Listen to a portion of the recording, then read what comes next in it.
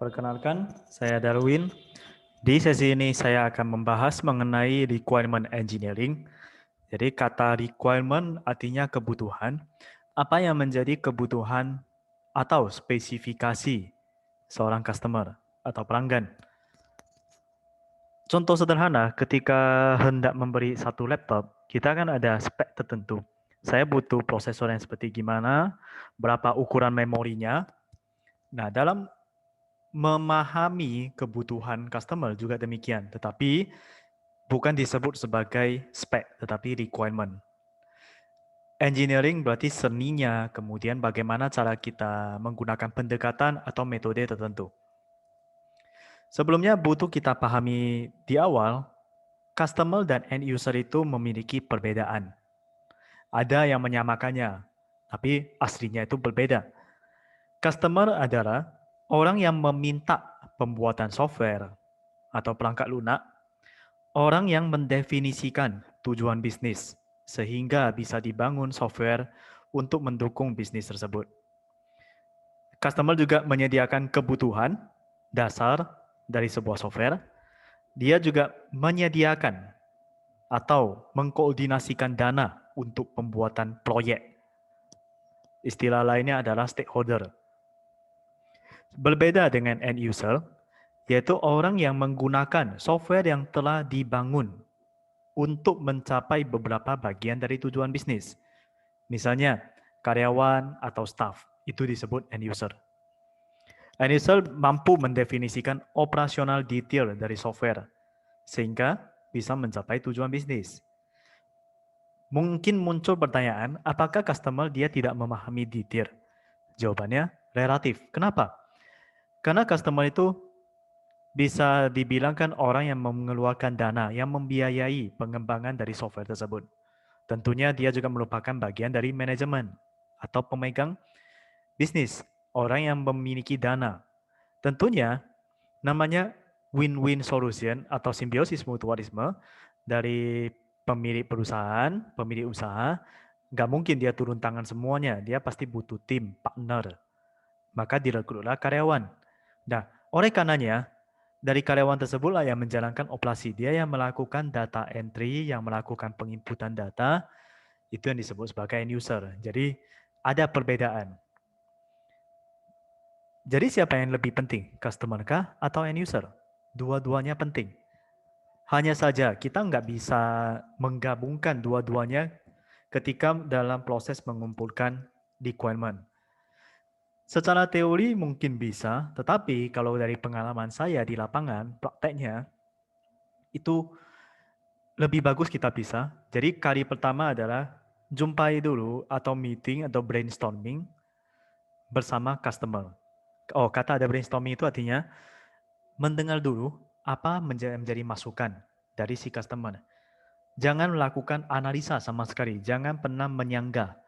Apa yang dibilang itu kita catat. Itu yang disebut sebagai brainstorming. Nah, setelah kita tahu semuanya yang menjadi kebutuhan, baru kita bisa atur sesi berikutnya, yaitu mendengar apa yang biasa dilakukan oleh end user. Tapi ingat, jangan pernah mengintervensi masukan atau opini dari end user. Dan jangan juga kita mencampur adukan. Requirement yang telah kita dapatkan dari customer, kita beritahukan kepada end user, baru minta mereka feedback. Itu sana. Jadi lebih bagus kita tanya saja. Fokusnya kita adalah input, mendengar masukan atau input dari customer, mendengar masukan atau input dari end user, baru tugas kita adalah menggabungkannya, melihat sinkronisasi. Biasanya dalam tahapan sinkronisasi bisa ditemukan requirement customer tidak disebutkan oleh end user. Begitu juga sebaliknya, requirement end user tidak disebutkan oleh customer. Atau bertolak belakang requirement-nya. Nah, tugas seorang engineer adalah menyamakan, melihat mana yang sebenarnya secara logik layak untuk kita implementasikan ke dalam sistem atau perangkat lunak. Nah, sebelumnya untuk melakukan konfirmasi sekali lagi, maka diundanglah si customer and user duduk bersama untuk membahas sebenarnya requirement yang dibutuhkan bagaimana. Seberapa penting requirement itu? Requirement merupakan jembatan menuju analisis, desain, dan konstruksi. Konstruksi adalah pengembangan. Requirement juga merupakan bagian tersulit dalam pengembangan sistem software. Karena ini merupakan proses menentukan apa yang harus dikembangkan.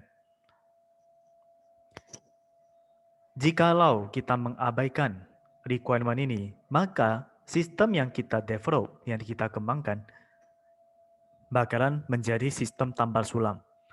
Mendengar apa yang dibutuhkan, dibuat. Nah, setelah dibuat, ternyata nggak cocok, kita buat lagi. Jadi tambal, sulam, tambal, sulam. Dan ini menjadi kegagalan dalam tahapan implementasi. Mengapa? Karena kalau memang tambal sulam kan tidak tertutup kemungkinan bakalan banyak bug atau error. Ketika ada error, apa yang terjadi? End user tentunya nggak mau dong menggunakan sistem tersebut. Karena dianggap bisa jadi output-nya menjadi dualisme atau tidak sinkron. Harusnya 1 tambah 1 menjadi 2, malah muncul 1 tambah 1 menjadi 10. Nah, tetapi di sini balik lagi ya, dalam perspektif mana? Kalau dalam perspektif bisnis, 1 tambah 1 bukan lebih besar dari 2, itu bagus. Tetapi kalau dalam perspektif software engineering, di sini kan ranah software engineering, 1 tambah 1 itu haruslah 2 secara eksak. Tidak ada bagian lain yang begitu mempengaruhi hasil sistem jika terjadi kesalahan. Nah, disinilah mengapa requirement itu sangatlah penting. Berdasarkan statistik, kita lihat dari pie chart seperti ini, abandon atau rework pengerjaan ulang itu adalah sebesar 19%. Arti abandon adalah orang si end user mulai menggunakan, tetapi dalam penggunanya karena hasilnya nggak sesuai ekspektasi atau hasilnya tidak akurat, maksudnya laporannya, keluarannya, maka dia nggak akan lagi menggunakannya. Atau butuh rework. Rework, customer harus 2 kali entry data. Namanya sistem memudahkan. Ngapain? Kita harus membuat satu sistem yang harus memaksa si end user untuk menginput 2 kali atau 3 kali. Seharusnya 1 kali untuk semua, karena data itu bisa dialirkan. Contohnya, ERP, Enterprise Resource Planning. Mulai dari pembelian bahan baku, sekali diinput, nanti di bagian finance, pada proses pembayarannya, dia nggak usah lagi input 2 kali. Dia tinggal tarik data saja dari bagian pembelian. Setelah ditarik data, dia tinggal cocokkan produknya, kuantitinya, tinggal bayar. Nah, itu artinya sinkronisasi, sekali jalan. Untuk 3% biasanya digunakan after change. Will use after change. Akan digunakan kembali setelah perubahan. Atau use as delivered. 2%. Baru digunakan kalau memang sudah lancar.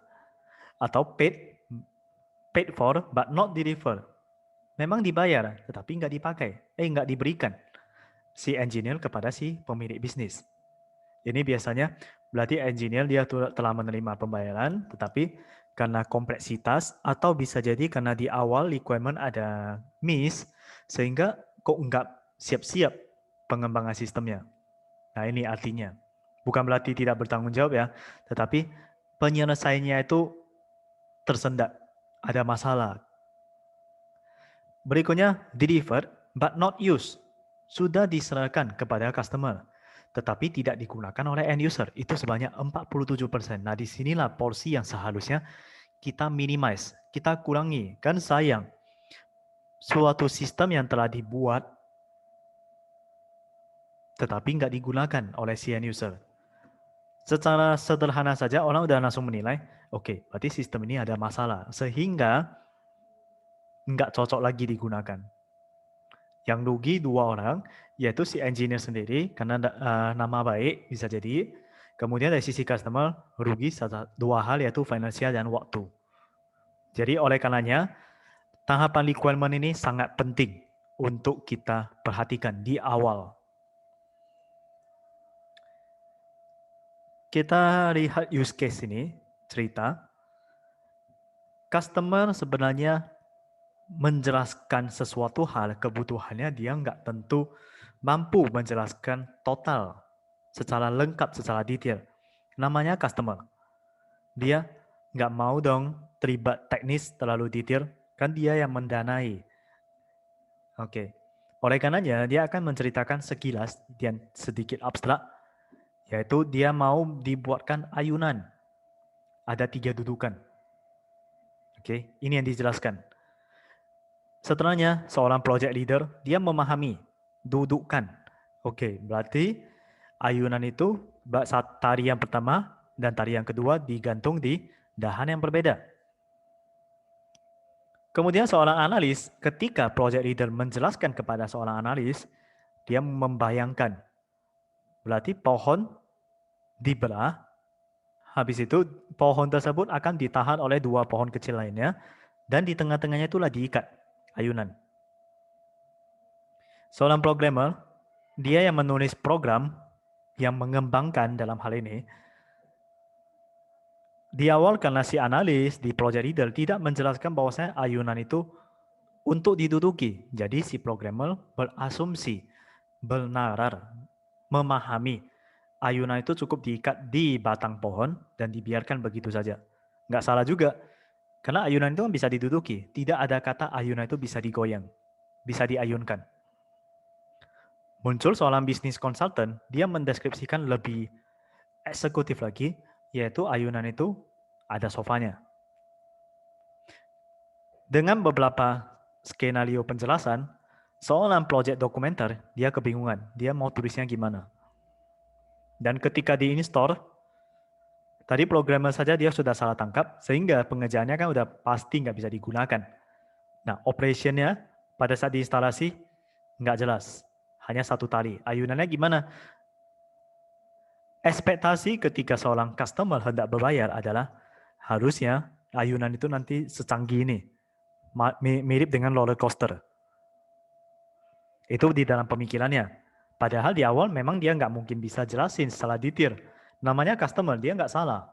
Tugas seorang engineer lah yang memastikan, memverifikasi ulang kebutuhannya itu seperti gimana. Nah, oleh karenanya, karena ada miskomunikasi, misunderstanding antara programmer, analis, project leader, dan bahkan ke customer-nya, sehingga ketika hendak disupport, nggak ada sama sekali. Oke, ternyata ngomong panjang lebar, si customer hanya butuh ayunan, ban, dengan tali. Selesai. Hal sederhana, customer tentunya membutuhkan sesuatu yang berbeda. Karena kan apalagi di era revolusi industri 4.0 sekarang ini, hal yang sederhana ternyata hasilnya fantastik. Jadi tidak salah kalau customer dia punya imajinasi yang melebihi. Nah, ini adalah masalah dalam software engineering yang selalu terjadi. So, solusinya gimana? Apa yang harus dilakukan? Pertama kali adalah dari seorang software engineer, dia pahami terlebih dahulu requirement. Setelah paham semuanya, dia boleh menuliskan sesuai versi dia. Tetapi kalau namanya menulis, kalau tulis di buku dengan jumlah halaman yang banyak, ketika dia mau balik lagi, balik lagi ke halaman 1, halaman 2, tidak tertutup kemungkinan dia bisa miss. Oleh karenanya ada satu pendekatan yaitu dengan menggunakan cut atau bisa pakai sticky note. Itu bebas ya, kembali ke kenyamanan software engineer masing-masing. Jadi dari cut ini ditulislah title, apa kebutuhannya, apa deskripsinya. Contohnya show current deal, menampilkan persetujuan awal, kemudian dia bisa book a starter, pay online, book package, arrange driver, book a hotel. Mau pakai bahasa Inggris, bahasa Indonesia, itu bebas. Yang penting adalah kalau secara visual, itu lebih nyaman seperti ini. Sticky note, atau istilah lain, gamification. Menyelesaikan masalah layaknya sebuah game. Tentunya, cut yang dituliskan ini nggak sedikit gini ya. Bisa capai 100, bisa jadi sampai 200 sticky note. Jadi bakalan banyak. Sticky note itu mau ditempel di mana? Bisa di dinding, bisa di meja, bebas. Oke, kita lihat. Ini adalah contoh ketika kita memahami si customer. Mulai dari si developer. Developer dia akan membayangkan pay with a credit card and PayPal. Si customer team, termasuk user, dia akan menjelaskan kebutuhan requirement-nya. Dia ada fitur menulis review, ada fitur untuk order DVD di dalam penerbangan. Nah, di tim development, dia akan memikirkan, saya harus pakai teknologi apa ya? Pasti pakai Ajax, pakai framework apa gitu kan. Misalnya coordinator kalau web based. Di customer, dia yang paling penting adalah bisa order in flight, ada drinks, ada meal, dan biasa pemilihan seat, tempat duduk. Jadi di sini dalam tahapan requirement seringkali narasinya itu nggak menyambung satu sama lain. Jadi tugas engineer dia harus bisa secara paralel menangkap customer team, berarti end user di sini, dia maunya gimana? Si development team, itu berarti hal teknis. Lebih baik teknis itu dibelakangkan. Jangan memikirkan kebutuhan seperti ini, berarti saya harus pakai teknis gimana ya? Teknologi itu di belakangan perlu dipikirkan. Jangan langsung dipikirkan dalam tahapan pengumpulan requirement. Itu bisa jadi masalah. Kenapa? Karena pikiran kita itu akan terganggu. Requirement yang disampaikan oleh customer langsung dipotong. Oh, nggak bisa. Teknologi ini. Customer mana mungkin mau peduli dengan teknologi yang digunakan. Yang penting kebutuhan bisnis tercapai. Nah, disinilah arti dari mengapa teknologi itu dikesampingkan dulu. Kalau memang setelah requirement dilakukan dan ternyata benar-benar sudah stuck, bottleneck, nggak bisa lagi menggunakan teknologi yang hendak kita developkan, barulah kita perbincangkan kembali. Maybe bisa ambil plan B atau plan C. Karena semuanya itu sebenarnya bisa dibicarakan.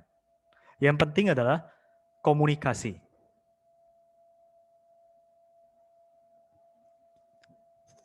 Tidak lupa juga harus ada pengecekan kembali. Jadi user story apa yang seharusnya dimiliki dan apa yang seharusnya tidak dimiliki.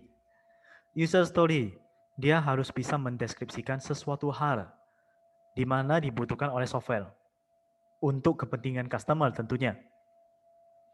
User story juga harus bisa ditulis dengan bahasa yang dipahami customer.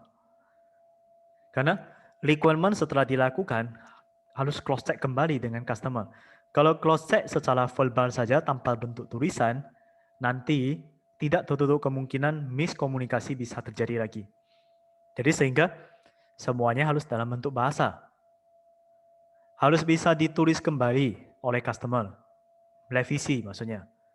Dan user story harus pendek, singkat, padat, jelas.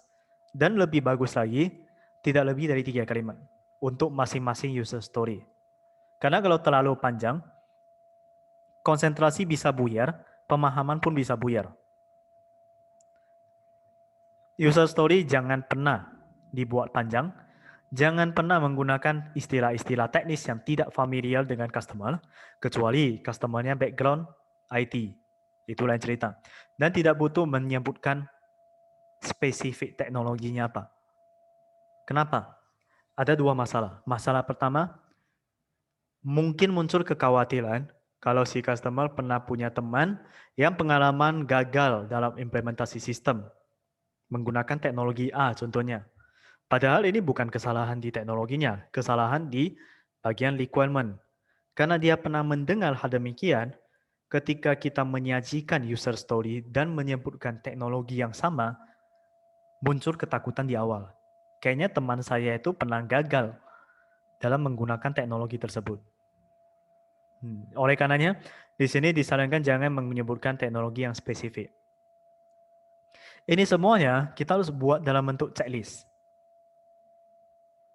Sebagai persetujuan dari si customer bahwasanya oke, kondisi kayak gini berarti setuju. Jadi agreement juga salah tidak langsung. Setelahnya kita harus buat timeline. Misalnya untuk pembuatan fitur ini butuh berapa hari masing-masingnya, sub fitur ya. Baru kemudian kita totalkan. Ini sangat penting timeline. Karena kalau kita hanya menjawab diusahakan secepatnya, si customer tentunya nggak mau juga dong. Karena butuh kepastian. Kenapa? Bukan berarti customer itu nggak sabaran, tetapi namanya dalam ranah bisnis, semuanya itu harus bisa terukur. Dengan kondisi yang terukur tersebut, maka kita bisa fighting. Fighting karena kita ketahui bersama, perkembangan bisnis, perkembangan teknologi, perkembangan dunia kan terus berjalan tanpa ada henti. Nah, dengan kondisi tersebut, kita harus tahu segala sesuatunya bisa terukur. Dengan tahu kapan siap, maka si customer pun bisa menyediakan timnya untuk masuk ke tahapan training nantinya. Mengenai cara estimasinya, ini udah masuk ke bagian orang tekniker, disarankan sebelum menjawab timeline, dan bahas dulu secara internal, siapa yang terlibat di masing-masing fitur. Di awal sticky note yang telah dibuat, berarti kita beri tentukan kalau misalnya si Bob yang kerjakan dia butuh berapa hari, si Laura yang kerjakan dia butuh berapa hari. Misalnya Bob 15 hari, Laura 10 hari. Sebagai seorang software engineer, dia yang tentukan, berarti kira-kira berapa hari.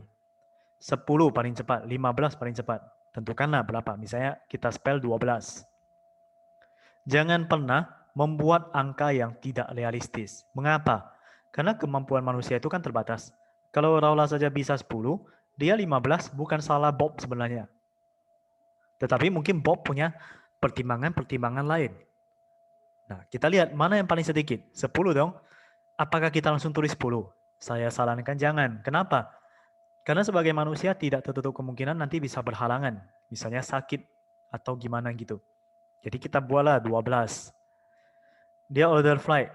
Si Bob 20 hari, si Laura 2 hari. Ini kayak signifikan kali ya. Nah, di sini baru ditentukan. Solusi smartnya ada dua.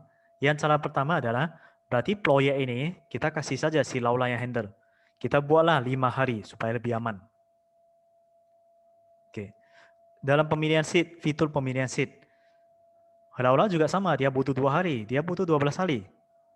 Ini memang juga perbedaan yang sangat signifikan. Oke, saya tentukan, si Laura yang buat, saya buatlah 3 hari, contohnya. Fitur pemilihan makanan dalam penerbangan. Bob butuh 2 hari, si Laura butuh 7 hari. Oke, saya pilih Bob. Saya buatlah 4 hari. Review, sama-sama 3 hari. Oke, saya buat 4 hari. Tinggal saya pilih. Jadi di sini juga seni menentukan, seni memimpin tim. Dan lakukan estimasi. Dari total estimasi tersebut, barulah kita sampaikan kepada customer nantinya. Tetapi perhatikan lagi, kita harus pandai membuat asumsi. Jadi misalnya untuk safety time ya, ini tadi udah dijelasin. 8, 13, 20, kita lihatlah rata-ratanya gimana.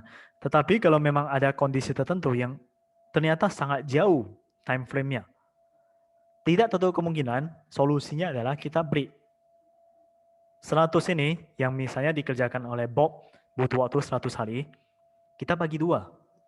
Bagi dua bukan berarti 50 hari, bisa jadi lebih cepat malah.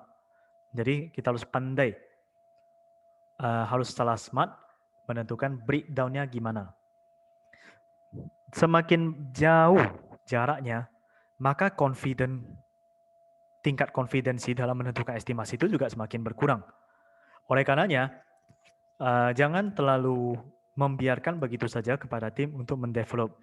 Kita harus pikirkan secara logika, secara logik, tentunya bisa based on teori atau based on pengalaman, atau dari teman, tanyakan kalau dalam pengembangan fitur-fitur seperti fitur S atau fitur Y misalnya, nah ini biasa butuh berapa hari. Nah di sanalah baru dibuat keputusan. Kalaupun belum punya pengalaman dalam pengembangan fitur yang bersangkutan, seperti yang tadi disebutkan, kita diskusi dengan teman. Dan nggak mungkin orang sebagai software engineer langsung membuat asumsi tanpa adanya dasar. Itu bisa bahaya. Bahayanya adalah merugikan customer. Big story sama dengan bad story.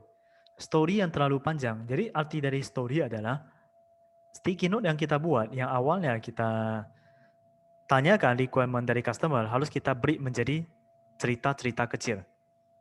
Dengan cerita-cerita kecil tersebut, kita bagi kepada tim pun lebih mudah. Okay. Setelah dibagi, nah ke si customer pun lebih make sense, lebih logika setelah dia mengetahui lama pengembangan software tersebut. Jadi prinsip ingat big story sama dengan bad story. Bayangkan kalau customer tanya, berapa hari siapnya? Dibilang 489 hari. Ini berarti udah berapa tahun? 1 tahun lebih. Nggak mungkin dia bisa terima. Karena waktu terus berjalan, kompetitor terus berkembang, dan bisnis pun bisa gagal. Kalau memang dependensi kepada development terlalu besar.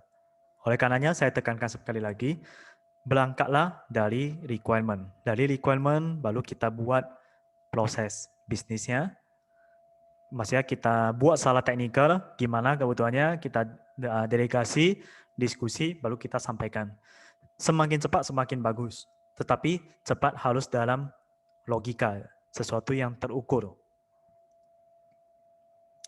Demikian pemaparan saya mengenai software engineering terkait requirement engineering. Terima kasih.